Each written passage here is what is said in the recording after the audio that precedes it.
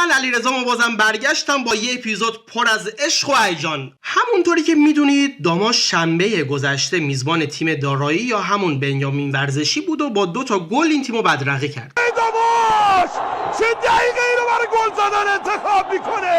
سعید طالبی بالاخره گل زد. چه ارسالی کرد مهراب دامادی.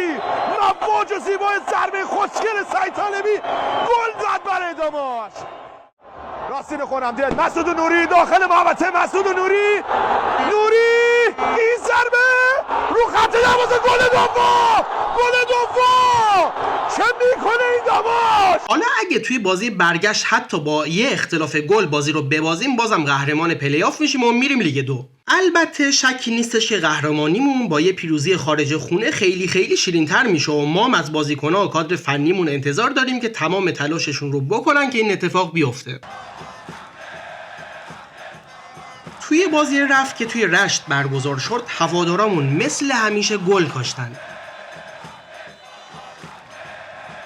جدا از هوادارای روی سکو چند بازی میشه که خانواده‌های داماشی هم از پشت میله ها تیم رو تشویق میکنن. دیدن این صحنه ها واقعا ناراحت کننده است و امیدواریم هر چی زودتر مشکل ورود خانواده ها به استادیوم ها با همت مسئولین داخلی و پیگیری های فیفا و AFC حل بشه. واقعا یعنی بهتر از این هوادارا داریم؟ کدوم ورزشگاه ایرانی توی تاریخ فوتبال این مملکت چنین جوی داشته؟ البته این جو هواداری باعث شده که یه عده از جمله این آقا گشادتر از دهنشون حرف بزنن. سلام عرض ادب خدمت آقای مبین درخشان مالک محترم باشگاه دارایی تهران. بله درست میگن این پیجای هواداری جهنم میکنن منتها نه با فوتبال پاک، با مسائل حاشیه‌ای.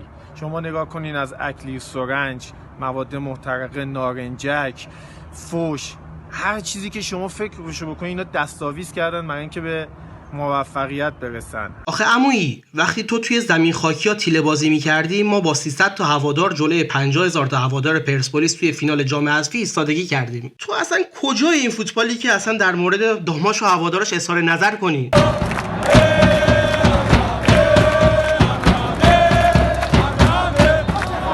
به قول اون دوستمون بابا جون آبو بریز همونجا که میسوزه. این بابا یه جای دیگه گفته ورزشگاه ما 1500 نفر جمعیت در خودش جا میگه که 10% این جمعیت رو ما به تیم میهمان میدیم.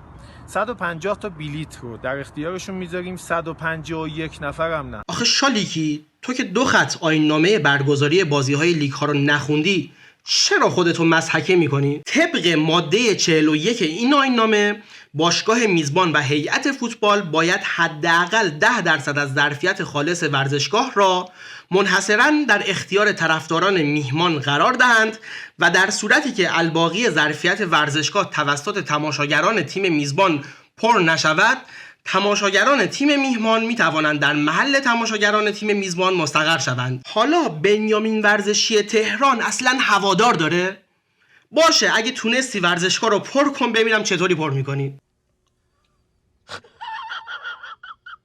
البته از باشگاه و هیئت حقوقی داماش گیلان انتظار میره که حتما این مسئله و توهین‌های این فرد رو پیگیری کنن که فارغ از هر نتیجه‌ای فوتبال از وجود چنین افرادی پاک بشه. از پرت و پلاهای گفته شده که بگذریم ما باز تمام تمرکزمون رو بذاریم روی فینال. درسته که حالا کار واسه ما ساده شده ولی به این معنی نیست که باید حریفو دست کم بگیریم. مطمئنم که توی این بازی هم مثل هر بازی خارج خونه دیگه‌ای صدها هوادار داماش از گیلان و همچنین صدها نفر از گیلک‌های تهران تیم رو توی بازی برگشت همراهی میکنن.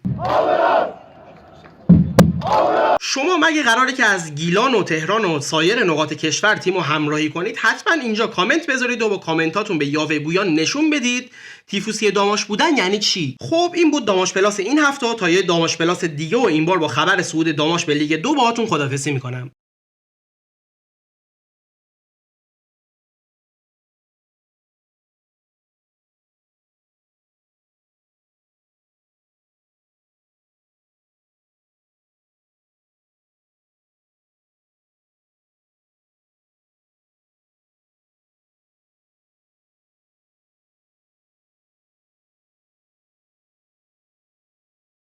به به، میبینم که یاد گرفتید و ویدیوها رو تا آخر میبینید. اینم یه کد شارژ ایرانسل دیگه برای اولین نفری که ویدیو رو تا اینجا دیده. اگه شما هم دوست دارید که ویدیوهای وارش اسپورت رو زودتر از بقیه ببینید، حتما ما رو توی یوتیوب سابسکرایب کنید و بعد از سابسکرایب کردن روی اون علامت زنگوله کوچیک پایین ویدیو کلیک کنید تا به محض انتشار یه ویدیوی تازه براتون یه نوتیفیکیشن ارسال بشه. در ضمن حواستون باشه که ممکن است فصل آینده بازی‌ها به جای اینستاگرام از یوتیوب پخش بشن، چون کیفیت پخش خیلی خیلی بالاتری توی یوتیوب داریم. پس بهتره که از همین حالا ما رو دنبال کنید و به دوستاتونم بگید که هر چی زودتر عضو کانال ما بشن.